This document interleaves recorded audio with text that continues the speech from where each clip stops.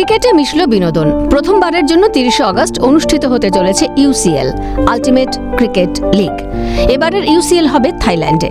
সোমবার তারই jersey launch হয়ে গেল দক্ষিণ কলকাতার এক নামী রেস্তোরাঁয়। উপস্থিত ছিলেন 3টি দলের খেলোয়াড়রা। আয়োজকরা জানালেন 36 জনকে নিয়ে থাইল্যান্ডে অনুষ্ঠিত হবে এই লিগ। প্রতি দলে থাকবেন 12 জন করে। প্রত্যেক দলে একজন মহিলা খেলোয়াড়ও অংশগ্রহণ করতে পারবেন। টলিউডের অভিনেতা, অভিনেত্রী, পরিচালক সহ সোশ্যাল মিডিয়ার নামী ইনফ্লুয়েন্সারদের নিয়ে 3টি টিম গঠন হয়েছে, যারা 30 আগস্ট থাইল্যান্ডে একদিনের ক্রিকেট লিগে অংশ নেবে।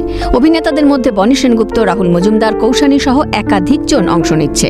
10 ওভারের খেলায় অংশ নিয়েছে 3 দল, ফিল্মি ক্রিকেটার্স, পান্টার্স ও অল স্টার্স। জার্সি লঞ্চে ছিলেন সিটি কেবলের কর্ণধার সুরেশ শেঠিয়াও। ইউসিএল এইবারে প্রথমবার অর্গানাইজ করা হচ্ছে। তো ইউসিএলটা হচ্ছে একটা ক্রিকেট টুর্নামেন্ট, যেটা টলিউড সেলিব্রিটিদেরকে নিয়ে হচ্ছে। তো এটা ফার্স্ট টাইম বেঙ্গলে, মানে ওয়েস্ট বেঙ্গলের মধ্যে ফার্স্ট টাইম এটা হচ্ছে যে আমাদের 36 জন টোটাল সেলিব্রিটি টলিউড থেকে নিয়ে গিয়ে ইন্টারন্যাশনালি আমরা টুর্নামেন্ট করাচ্ছি। এটা ওয়েস্ট বেঙ্গলে আগে কোনোদিন হয়নি, ফার্স্ট টাইম হচ্ছে। এইবারের এডিশনটা হচ্ছে থাইল্যান্ডে। আমাদের 3টে টিম থাকছে, 3টে টিমে 12 জন করে প্লেয়ার্স। তো আমরা চেষ্টা করছি এটা ইন ফিউচার আরও প্রত্যেকটা কান্ট্রিসে প্রত্যেক বছর গিয়ে গিয়ে এক একটা করে টুর্নামেন্ট খেলার। আর টুর্নামেন্টটা হয়ে যাওয়ার পর আমরা রেখে ওইখানে থাইল্যান্ডের ট্রফি ট্যুরের একটা অর্গানাইজ করেছি। তো আমরা উইনিং টিমকে নিয়ে টোটাল থাইল্যান্ডটা একটা ট্যুর করব। খুশির ঝলক সব কলাকুশলীদের মধ্যে। মিউজিক লঞ্চ ছিল আজকে, সেখান থেকে আজকে খেলার এখানে চলে এসেছি, জার্সি লঞ্চ। সো লঞ্চের ওপরেই আছি আমি। সিনেমা হয়ে গেছে, এবার খেলার দিকে চলে এসেছি।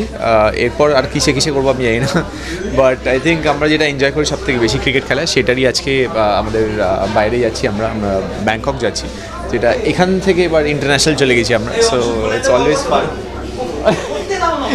Always fun to play with friends, সেটার জন্যই যাচ্ছি। আর তার সাথে আবার বাইরে বিদেশ ট্রিপ, সো একসাথে I think I'll be super fun.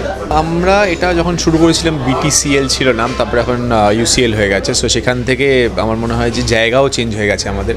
এবং যেটা বললাম যে আমরা সবাই যারা ক্রিকেট খেলতে ভালোবাসি বা ক্রিকেটটাকে ভালোবাসি, তো তারা সবাই একসাথে একটা দিন হই, ক্রিকেটটাকে খেলি। অ্যান্ড এইবারটা যেহেতু আমরা বাইরেও যাচ্ছি, so it will be double the fun. And ওখানে গিয়ে খেলবো, মানে ঘুরতে তো যাচ্ছি, মজার মুড়ে যাচ্ছি, বাট তার সাথে রাইভেলরি আছে যে খেলাটাও হবে, জিততেও হবে। সো সেই মজাটাও থাকবে। প্রথমবার হচ্ছে, আর আমরা সবাই যারা মানে ক্রিকেট খেলি সবাই ক্রিকেট খেলতে ভালোবাসি। ইনফ্যাক্ট আমাদের এরকমও হয় যে শুটিংয়ের পর রাত 10টার থেকে আমরা রাত 2টো অবধি, অনেক সময় ভোরবেলা অবধি ক্রিকেট খেলি। তো আর আমরা যারা সিসিএল খেলি, ক্রিকেটটা না আমাদের ওই প্যাশনের মতন, তো ওটা ছাড়া থাকা যাবে না। আর যখন এই একটা গ্রুপ হয়ে গেছে, সবাই খেলি, আনন্দ করি, মজার সাথে ঝগড়াও থাকে, তো খুবই মজার ব্যাপার। আর এবার আমরা বাইরে যাচ্ছি, তো খুবই এক্সাইটেড আমরা। জীবনে তো বিদেশের মাটিতে ক্রিকেট খেলতে যাইনি, সিনেমার কাজ করতে গেছি, অন্য কোথাও গেছি। তো পুষ্পজিৎ আমাদের ভালোবেসে, আসলে কলকাতায় আমরা রেগুলার ক্রিকেটটা খেলছি। আমাদের একটা এই যে জেনারেশনটা, ইয়াং জেনারেশনটা বাংলা ফিল্ম ইন্ডাস্ট্রির ক্ষেত্রে না একটা নতুন ভালো চর্চা শুরু করেছে, যেটা আমি সিরিয়াস নোটে বলছি।